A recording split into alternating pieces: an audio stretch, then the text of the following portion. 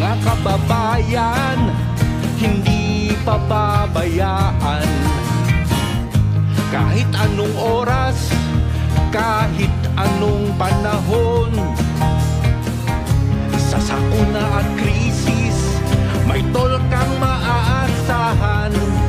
Usapang tol, usapang tol. Senador Francis Tolentino, Senador Francis Tolentino, tol ng bawat Pilipino. Trabaho ba kamo? Tutok lang dito sa Usapang Tol. Usapang Tol, Usapang Tol. Senador Francis Tolentino, Senador Francis Tolentino, tol ng bawat Pilipino. Magandang umaga po Luzon, Visayas at Mindanao. Ngayon po ay ika-27 sa buwang ito ng Hunyo taong 2024, araw po ng Huwebes.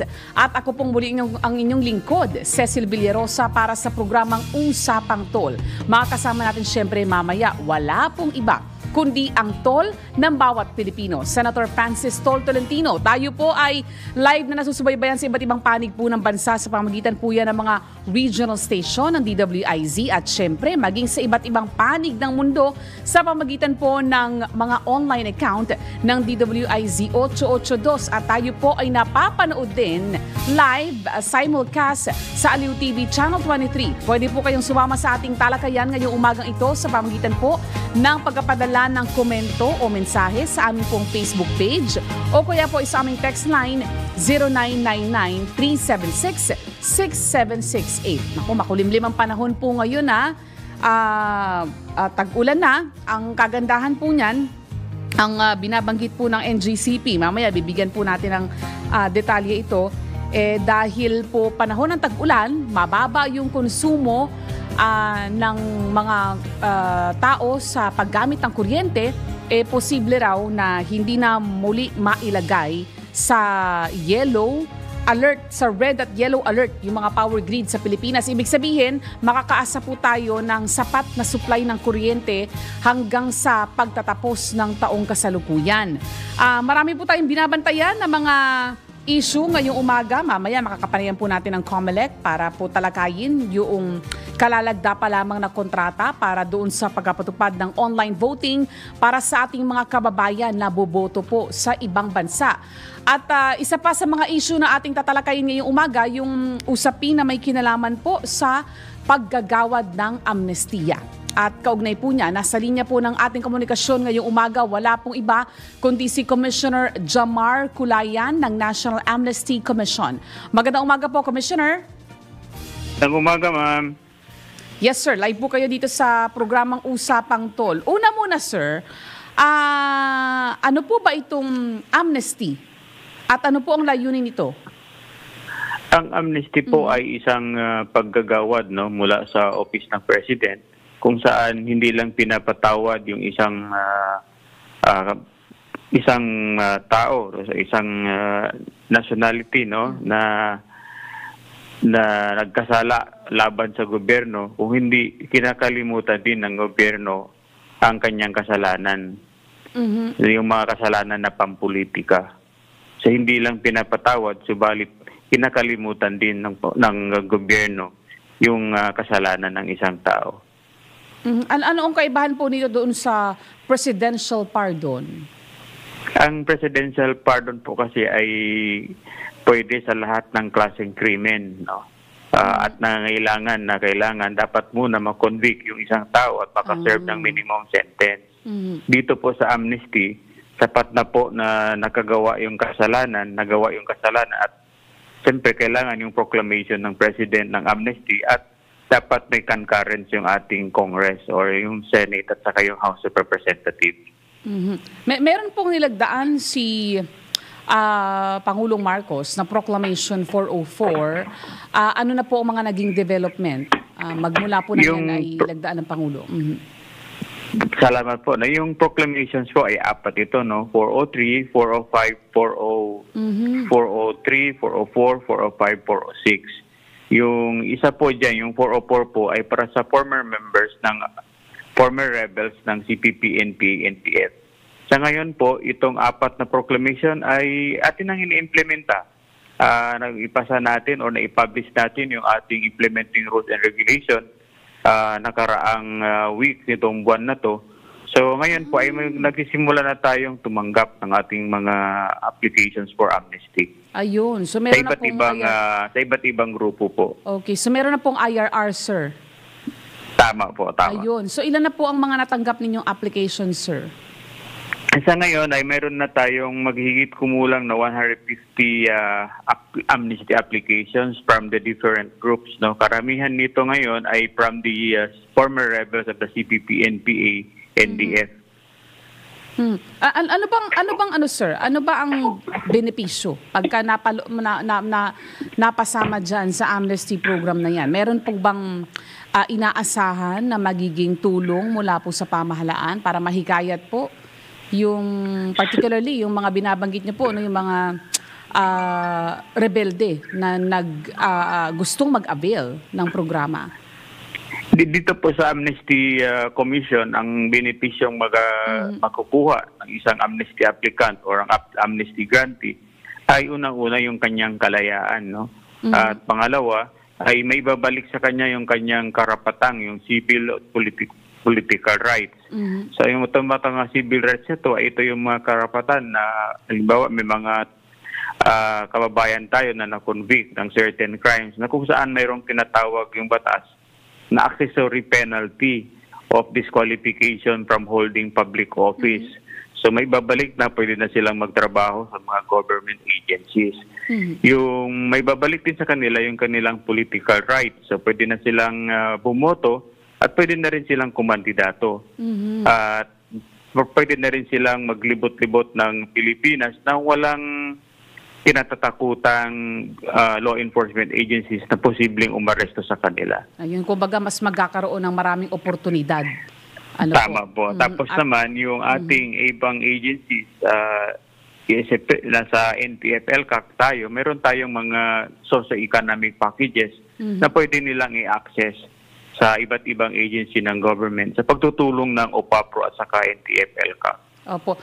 Yung mga at-large ba, sir? O yung mga nakakalaya pa, pwede po ba silang mag-avail din po ng amnesty program? Opo, ang kinakailangan lang nila dito ay unang-una mag-surrender sila, no? At saka i-abandon nila yung kanilang rebellious activities. So papatunayan nila ngayon na talagang nagbago na sila. Bagamat posible andyan pa rin yung ideolohiya, pero wala na silang mga rebellious activities na ginagawa. Hindi na sila yung nagre-raise ng arm against the government dahil gusto na nila nga mamuhay ng tahimik.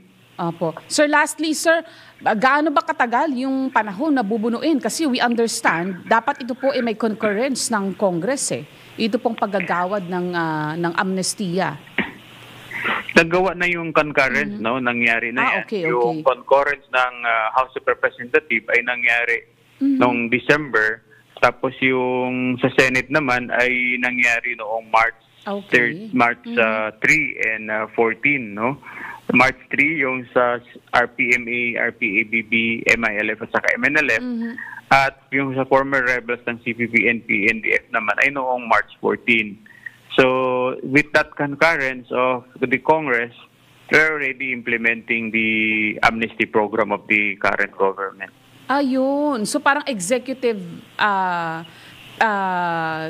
act na lamang po hinihintay. Ibig sabihin, ang presidente na lang ang kailangang lumagda upon your recommendation, sir, ano?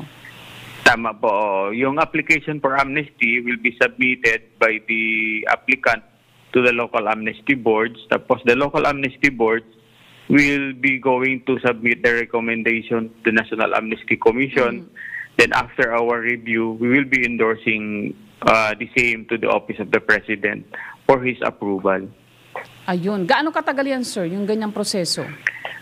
Under our rules, we gave ourselves 90 days minimum to 120 days to process the application. But of course, this would be subject to the procedures, no, to the processes by law enforcement agencies to whom we Opo. partner with for the purpose of verifying kung ano yung mga allegations ba na nakalagay doon sa application form nila ay totoo. We are particular kung doon sa identity ng isang applicant. Siya ba talaga yung pangalan na nilagay niya doon sa kanyang application form. Tapos miyembro ba talaga siya ng organization granted amnesty by the President. Pangatlo, yung bang krimen na sinasabi niyang nagawa niya ay yun ba talaga or mayroon pang mga iba or if it is ba included in the amnesty proclamation that or in the crimes that can be granted amnesty by the President. Okay po. Marami pong salamat, Commissioner. Maraming salamat po. Alright po. Yan po si Commissioner Jamar Culaya ng National Amnesty Commission. Nilalagyan po natin ito ng emphasis, no, ng importansya itong programang ito dahil malaki po itong ang maitutulong nito para ma-address, no, yung insurgency sa ilang mga lugar sa bansa. No, at pag na-address naman po ang insurgency, kaakibat po niyan yung pagpapahusay sa seguridad, sa peace and order, at pag meron pong mas mahusay na peace and order sa bansa, mas mabilis po ang paglago din ng ekonomiya. Anyway, sa punto pong ito, puntahan na po muna natin ang ating mga headlines. Mga malalaking balita, pinag-uusapan, mga balitang bagong-bago sa DWIZ Headlines. Sa ulo ng ating mga nagbabagang balita, ngayong ika-27 ng Hunyo taong 2024, araw ng Huwebes, 2 hanggang 3 bagyo inaasahan sa susunod na buwan. DWIZ Balita. Ang NGCP tiniyak na wala ng red at yellow alerts hanggang matapos ang taon. DWIZ Balita. Dengue outbreak idineklara na sa Nueva Vizcaya Village. DWIZ Balita. Birth certificate suspended Bamban Mayor Guo ipinapakansela na ng PSA. Mga balitang updated, mga isyong updated, mga komentaryong updated sa Usapang Tol. Kasama si Senator Tol, Senator Francis Tolentino, Tol ng bawat Pilipino, at Cecil Villarosa. At ngayon sa detalye ng ating mga balita, posibleng maantala ang pagpasok ng La Nina phenomenon ngayong taon. Ayon kay Pag-asa Climate Monitoring and Prediction Section Chief Annalisa Solis, mayroong 50% posibilidad na maranasan ang La Nina sa mga buwan ng Setyembre hanggang Nobyembre. Paliwanag ng Pag-asa official, bukod sa nasa neutral condition pa ang karagatan, ito ay dahil kagagaling lamang din ng bansa sa strong El Nino. Samantala, posible namang pumasok ang 2 hanggang 3 bagyo sa Philippine Area of Responsibility sa susunod na buwan. DWIZ Balita. Halos isang linggo matapos namang masira ang navigational gate ng Malabon-Navotas River, ilang negosyo na ang apektado ng pagbaha. Kabilang sa mga naapektuhan ng ilang nagtitinda sa barangay Hulong Duhat, Tanyong Dampalit at Concepcion sa Malabon. Dahil po dito nananawagan si Malabon City Mayor Jeannie Sandoval sa MMDA at DPWH na ayusin sa lalong madaling panahon ang floodgate malfunction, lalo't maraming pamilya na ang naapektuhan ng pagbaha. Namahagi naman ng ayuda si Mayor Sandoval sa mga apektadong barangay. DWIZ Balita. Tiniyak ng National Grid Corporation of the Philippines o NGCP na hindi na mapapasailalim ang mga power grid sa bansa sa yellow at red alert status sa mga natitirang bahagi ng taon. Ito ay dahil nakikitang bababa na ang demand ngayong tag-ulan. Ayon kay NGCP spokesperson Cynthia Alabanza, mas malakas ang konsumo ng kuryente kapag mainit ang panahon. Dagdag pa ni Alabanza, dapat sapat na ang dumadaloy na kuryente sa transmission system dahil umuulan na at inaasahang hindi na magiging mataas ang konsumo. DWIZ Balita. Tanggap tayo ng report mula sa labas ng impilan. Gross domestic product inaasahang tataas ng 1.38% sa pagpapalawak ng internet connection sa bansa. Detalye ng balita mula kay Patrol Number 13, Gilbert Perdes. Inaasang tataas ng 1.38% ang gross domestic product o GDP ng bansa sa pagpapalawak ng internet connection sa ilalim ng inaprobahang Philippine Digital Infrastructure Project ng gobyerno. Ayon sa DICT o Department of Information and Communications Technology, kapag merong internet sa isang lugar ay tumataas din ang consumption dahil sa presensya ng e-commerce. Inihalimbawa ni DICT Undersecretary Jeffrey Ian T. ang Metro Manila kung saan dahil sa internet ay nagagamit ng publiko ang online services tulad ng Grab at Lazada. Bukod dito, makikinabang din umano sa e-commerce ang mga magsasakat sari-sari store owners. Sa ilalim ng PDIP, itatatag ang mahigit 700 free wifi sites na karamihan daw ay ilalagay sa mga liblib na lugar sa buong Mindanao. Patrol 13, Gilbert Perdes para sa Himpilang May Todong Lakas, DWIZ, nagbabalita ng tama, naglilingkod ng tama. DWIZ Balita. Nagdeklara na ng dengue outbreak ang isang barangay sa Villaverde, Nueva Vizcaya dahil sa biglaang pagtaas ng kaso ng sakit. Ayon kay Mayor Ronely Valtoribio, nagpapatuloy pa ang kaso o ang pagtaas ng kaso ng dengue sa Hinterland Village sa Barangay Kabuluan, kaya napilitan na silang magdeklara ng outbreak. Sa kasalukuyan, umabot na sa 61 ang kaso ng dengue sa lugar mula noong 3 linggo ng Mayo. Pagbibigay diin pa ng alkalde, nagsasagawa na sila ng preventive measures at ng information dissemination para maiwasan ang pagkalat ng sakit. Samantala, binabantayan na ng pamahalaang bayan ang 2 iba pang barangay na posible ring magdeklara ng outbreak. DWIZ Balita. Sa iba pang mga balita, pinakakansela na ng Philippine Statistics Authority ang birth certificate ni suspended Bamban Tarlac Mayor Alice Guo at ng 3 pa niyang kapatid dahil sa irregular registration. Sa pagharap sa Senate hearing, kinumpirma ni Engineer Mariza Grande, Assistant National Statistician ng PSA Civil Registration Service, na inendorso na nila sa Office of the Solicitor General ang pagkansela sa Certificate of Live Birth ng magkakapatid. Oras na makansela ang birth certificate ni Mayor Guo, sinabi ni Grande na magiging floating na ang kanyang identity at magiging questionable na ang Filipino citizenship. Samantala, inimbestigahan na rin ng PSA ang modus, partikular na sa Lanao del Sur, kaugnay sa delayed registration of birth na nagagamit ng mga banyagang nais maging Pilipino. DWIZ Balita. Report po muli mula sa labas ng himpilan. Tulong ng pamahalaan sa mga naapektuhan ng pag-alboroto ng Bulkang Kanlaon umabot na sa 40 million pesos. Detalye ng balita mula kay Patrol Number 17, Jopel Peleño. Pumalo na sa 40 million pesos ang halaga ng tulong na naipagkaloob sa mga naapektuhan ng pag-aalboruto ng Mount Canlaon sa Negros Islands. Binubuo ang halagang ito ng mga food packs at financial assistance sa datos ng National Disaster Risk Reduction and Management Council o NDRRMC. 31.3 million pesos halagang ito ang naipagkaloob sa 4,141 na mga pamilya sa Negros Occidental at 8.8 million pesos naman sa Negros Oriental para sa 4,698 families. Nasa 136 naman na mga individual o katumbas ng 39 families ang pansamantala pa ring nananatili sa isang evacuation center sa La Castellana sa Negros Occidental. Samantala, mahigpit pa rin ipinagbabawal ang pagpasok sa 4-kilometer radius permanent danger zone ng bulkan at hindi pa rin pinahihintulutan ang pagpapalipad ng anumang uri ng aircraft malapit sa bukana nito. Ito si Patrol 17 Chapel Peleño para sa Himpilang May Todong Lakas, DWIZ. Nagbabalita ng tama, naglilingkod ng tama. DWIZ Balita. Maraming salamat sa report mong yan, Jopel, at magandang umaga, Senator Tol.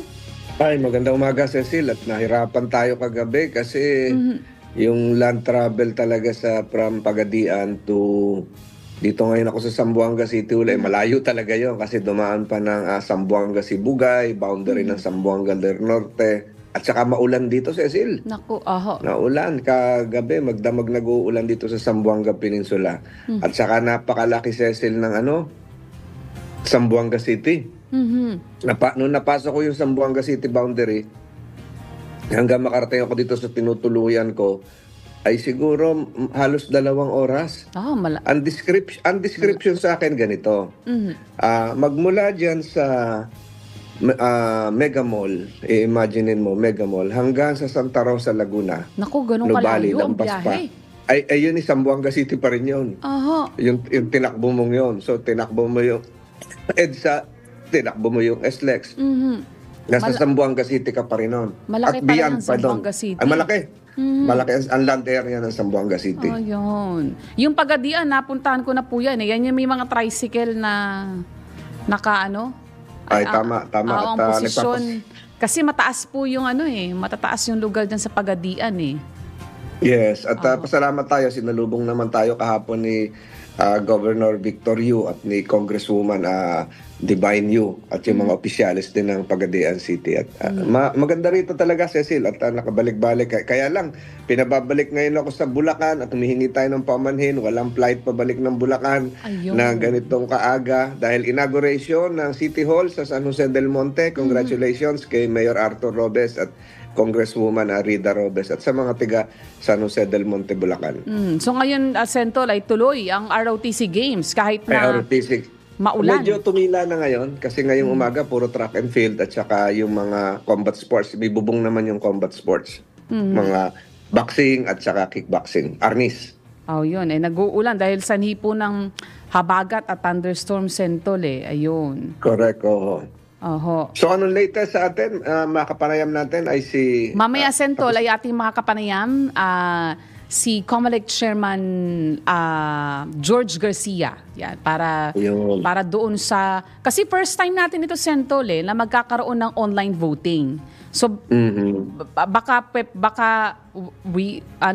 hindi natin naalis yung posibilidad na pagka naging maganda siguro at successful yung Sentol, 'di ba, baka later on, in the future, i-apply na rin po yan dito sa Pilipinas para mas maging malawak yung participation ng ating mga kababayan sa eleksyon.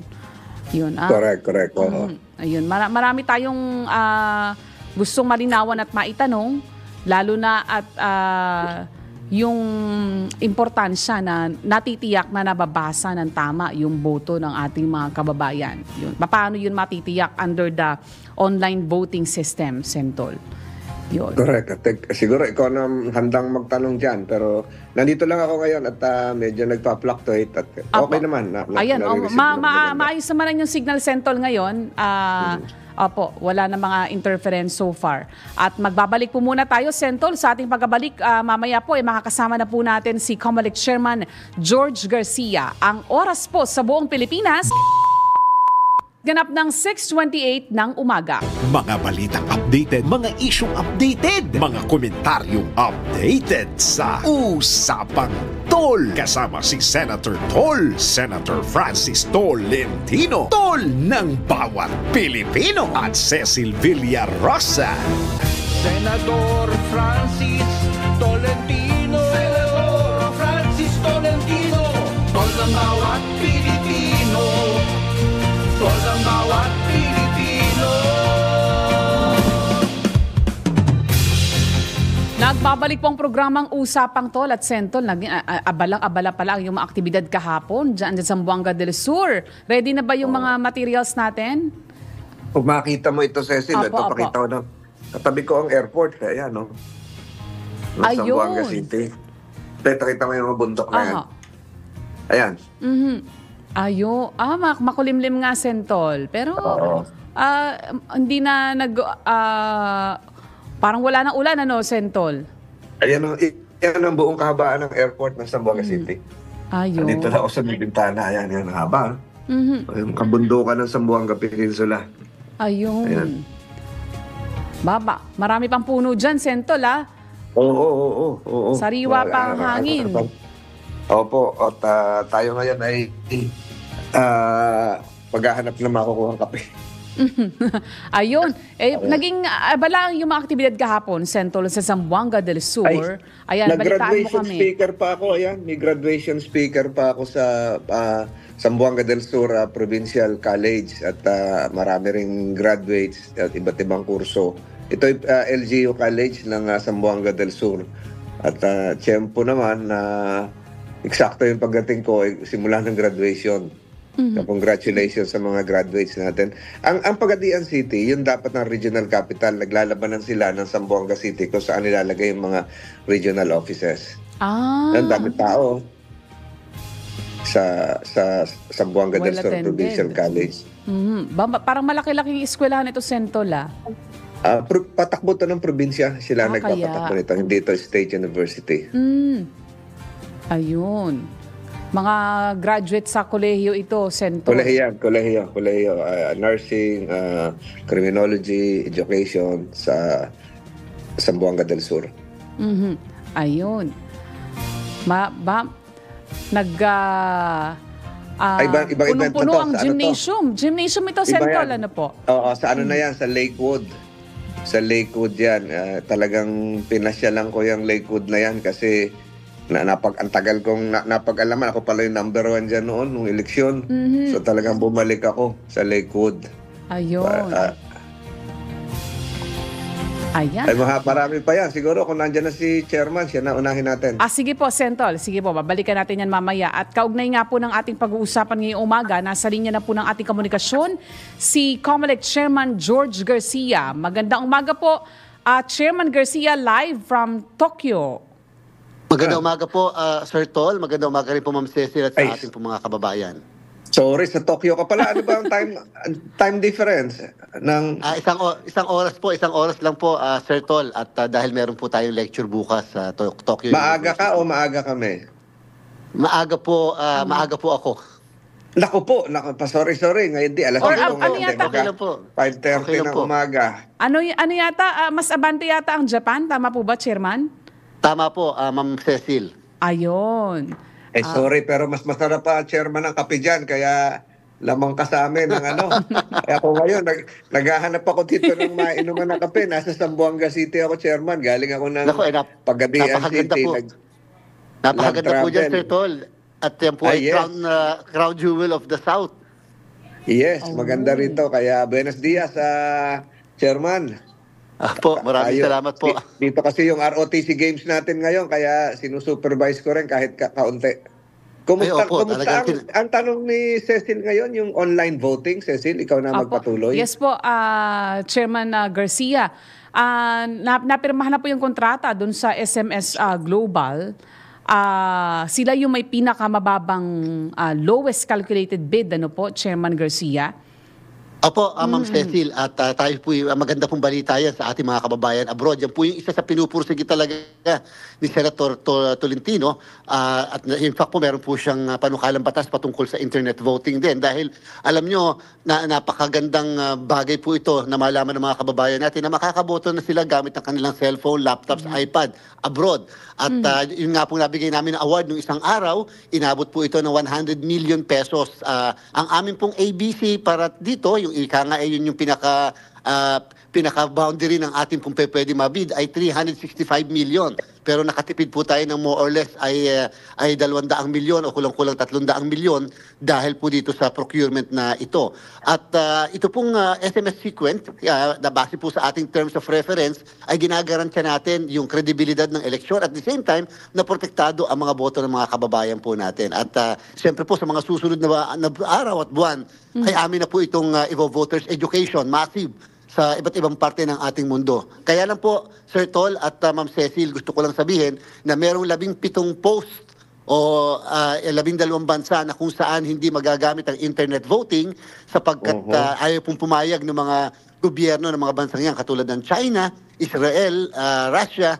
Yan po, hindi po sila, tayo po yung magpapadala ng mga makina yung ating gagamitin din dito sa ating pong national and local elections. Ayun nga po. Pero Chairman, yung pong mga marami tayong OFWs, yun, allowed yun, gaya ng Middle East, Hong Kong, Singapore?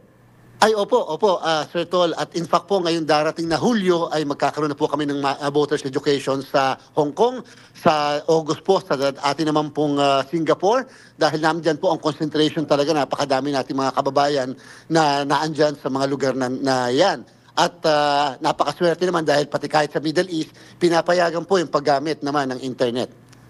Ngayon. So yun dapat maliwanagan. Yung educational program na lang kung paano, anong oras, kung paano maglalagin, yun na lang siguro ang natin, ang ang poproblemahin na chairman. Opo, alam niyo po, Sir Ton, nung isang mga 2 linggo na nakalilipas, nung po tayo nasa South Korea, nakaharap natin na napakadami natin mga kababayan, Filipino community. Ang ganda po ng exchanges namin patungkol sa internet voting, napaka-positive ang response nila. Kaya lang, ang nakikita nating problema pala, kaya pala yung iba hindi nakakaboto at nagpaparehistro, ay sapagkat madami po mga undocumented Filipinos doon. So Ayun. natatakot po sila, Ako. Sir Ton, na kung sakaling Ma-expose. sila ay magpaparehistro at boboto, baka daw po kasi sila ay mahalaman, maaresto na bilang undocumented alien. Ang sabi naman po natin, wala naman pong effect at wala naman pong relasyon ang pagiging undocumented status nila sa pagiging botante sa ating bansa. In fact, ang commitment ng ating embahada, i-renew pa rin ang kanilang mga expired passport upang sila ay makapagparehistro at makaboto. I-require nyo ba, chairman, pag boboto, rehistro na kung saan sila nakatira, kung saan anong kanilang o uri ng kanilang gawain? Baka yun ang kanilang pangamba? Hindi na pa po, Sir Tol. In fact, ang kailangan lang po sa pagpaparehistro ay ang kanila pong passport. Makakapagparehistro na po sila. At in fact, Sir Tol, kahit nga yung sila ay nasa abroad nung nagparehistro at nagtatrabaho tapos biglang bumalik na sa Pilipinas, makakaboto pa rin sila using the internet kung ang classification nila ay overseas Filipinos. At in fact po, napakalaking tulong po nitong internet voting katulad po ng inyong laging binabanggit, Sir Tol, sa ating mga seafarers, yung mga marino natin. Ayun, yung seafarers ang yung napag-usapan sa LEDAC nung isang araw. At paano sa seafarers, chairman? Ganon din po, Sir Tol. Makakaboto rin po sila sa pamamagitan ng kanilang cellphone, laptops, iPad. Hindi na nila kinakailangan magdaong pa sa isang pier upang maghanap ng embahada natin o konsulada para makaboto. At yan po talagang problema. Opo, yan ang pinaglalaban ko nung araw pa eh. Kasi ang dami na franchise.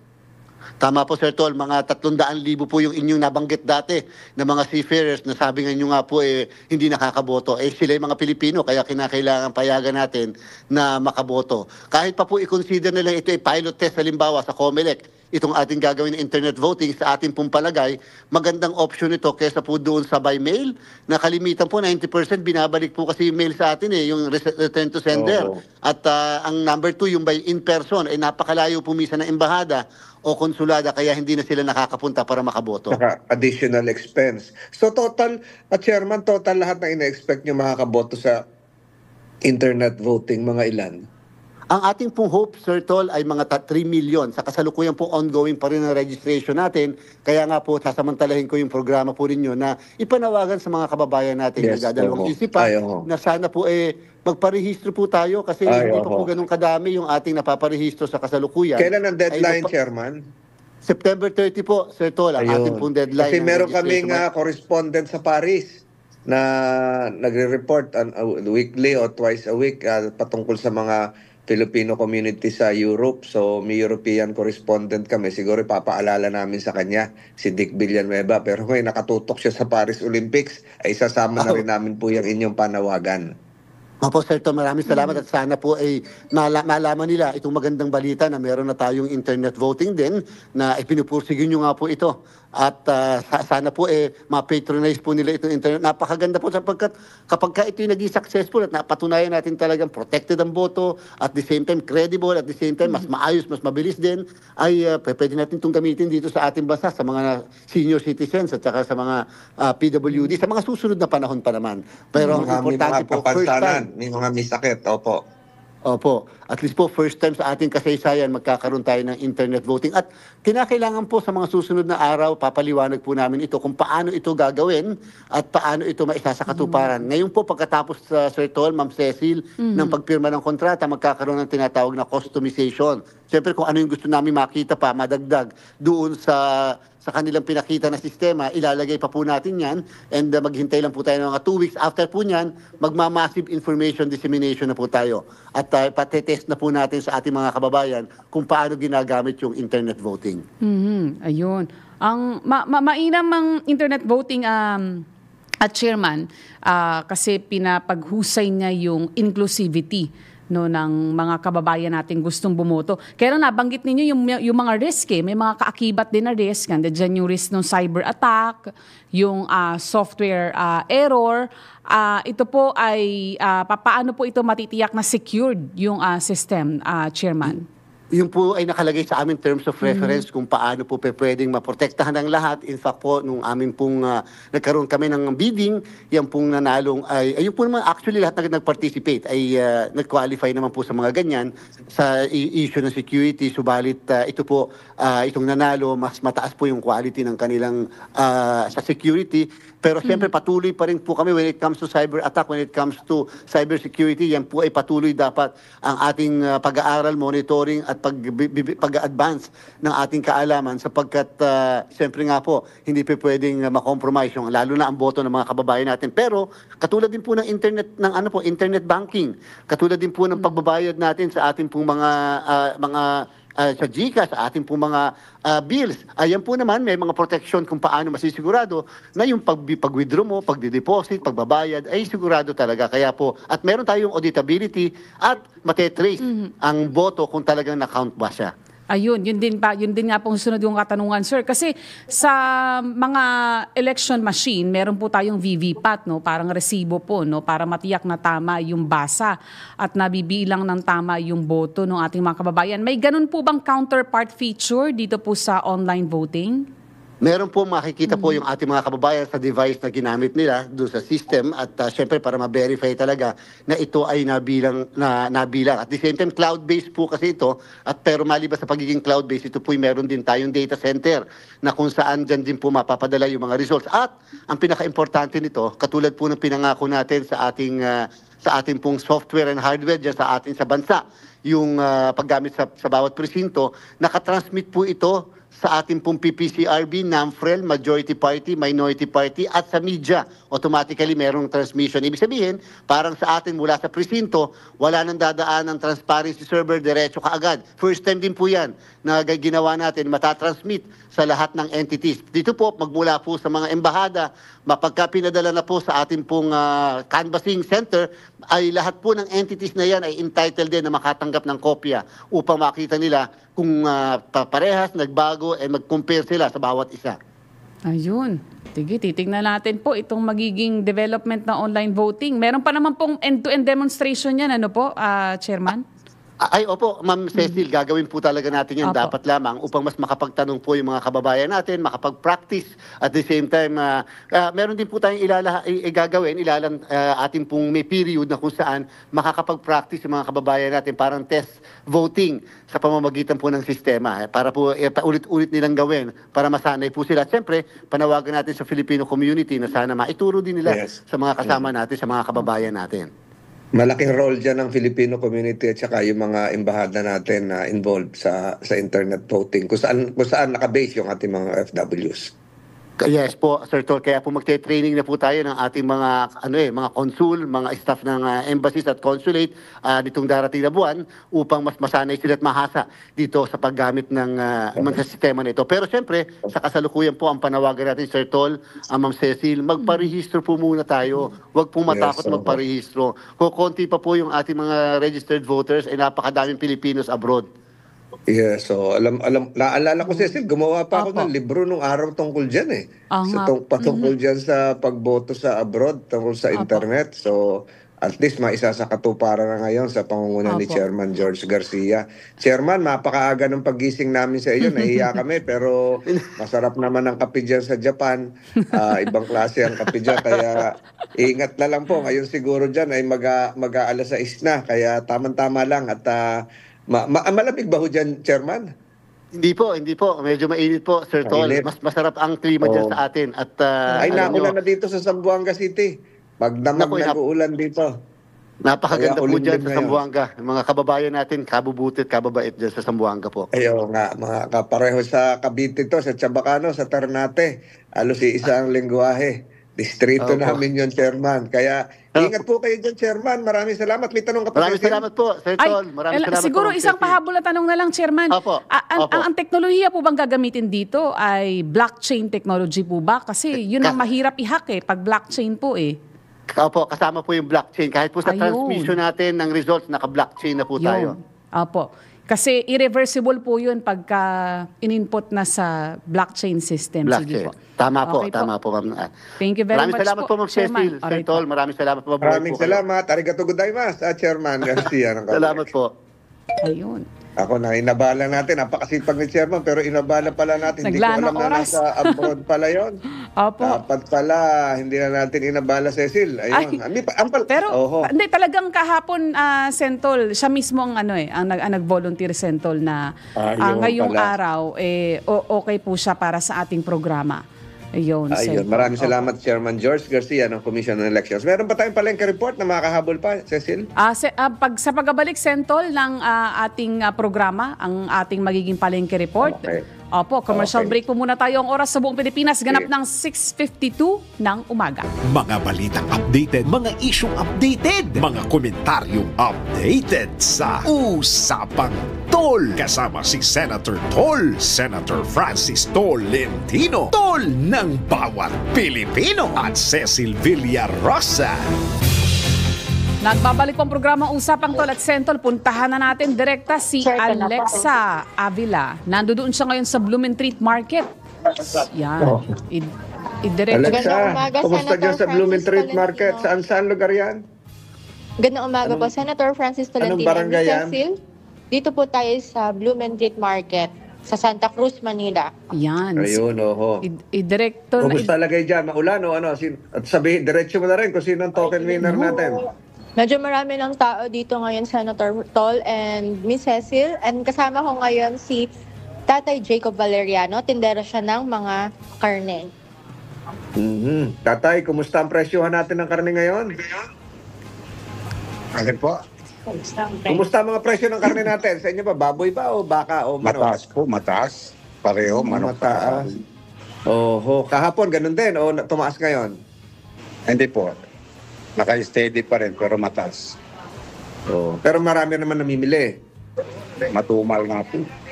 Sa anong slaughterhouse kayo nakuha, tatay? Opo, sa Caloocan Slaughterhouse po.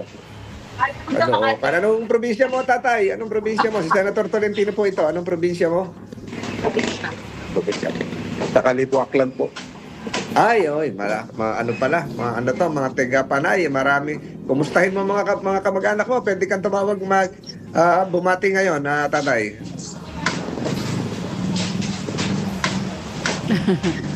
Nawala. Oho. Cecil, pwede natin tanongin si Alexa sa presyo sandali ng gulay, lalo na ang luya. Sige, Mabilisan Alexa, konti lang gulay. Pasadahan mo, Alexa. Pagkanak yun sa abroad sa Ang gulay dito nananatiling steady naman ang presyo. Ngunit sa luya natin, medyo mataas, Senator Tolentino and Miss Cecil, nasa 250 pesos per kilo. Kahapon, nasa 220 lang to. Yung sibuyas, nasa 120, carrots 130, bawang 140, sayote 80, ang kamatis medyo mahal, nasa 120 to 130 pesos ang range niya. Ang Baguio Pechay nasa 80 at ang repolyo ay nasa 70 pesos per kilo. Senator Tolentino, Miss Cecil. Maraming salamat. Naghahabol tayo sa oras ngayon, Alexa, pero pasalamatan natin yung masisipag natin mga tendera dyan. Si tatay na rin, gano'n na rin. At lahat po na masisipag na tendero natin dyan sa Blumentritt Market sa Santa Cruz, Laguna. Salamat, Alexa. At Salamat Cecil, po. alam ko may Magandang panalangin ka umaga. pa ngayong umaga. Opo, yes, Sentol. At bukas babawi tayo, Alexa, ha, para mas mahabang oras ang palengke, para maagapayan natin yung ating mga kababayan. Lalo pat bukas ay weekend, Sentol, eh. Yan ang kailangan nilang marinig. Oo, bilis nga. Weekend na pala bukas, ano? Opo. Bilis naman. Friday na po bukas Oo. Opo. Ayan. At bago tayo tuluyang magpaalam, Sentol, bigyan daan natin ng mahalagang mensahe mula po kay Sir D. Edgard Cabangon, ang chairman po ng Aliw Broadcasting Corporation. A thought to ponder and live. When life is good, our friends know us. When life gets tough, we know our friends. Think good, think God, thank God. Have a great day ahead. God bless you. God bless us all. Buenos dias sa mga taga Zamboanga City. Ito po si Senator Francis Tolentino. Maraming salamat po sa mga taga Lakewood, Zamboanga del Sur, at mga taga Digbao at mga taga Pagadian. Sa lahat po na sumubaybay ngayong araw na ito, magkita-kita po muli tayo bukas sa Usapang Tol. Magandang umaga po sa inyo. Hasta la vista. Ako naman po inyong lingkod, Cecil Villarosa, antabayanan ang susunod na programang Pasada Balita kasama si Kuyang Johnny Banez. Senador Francis Tolentino, Senador Francis Tolentino, tol ng bawat Pilipino, tol ng bawat Pilipino. Trabaho ba ang hanap mo? Mga isyung napapanahon, opinyon at diskusyon, turismo, negosyo, isang oras na hitik sa impormasyon. Ang bawat umaga mo, magbabago sa Usapang Tol. Kasama sina Senator Francis Tol Tolentino at Cecil Villarosa. Lunes hanggang Biyernes, alas 6 ng umaga. Dito lang sa DWIZ. Nagbabalita ng tama, naglilingkod ng tama. Tol ang bawat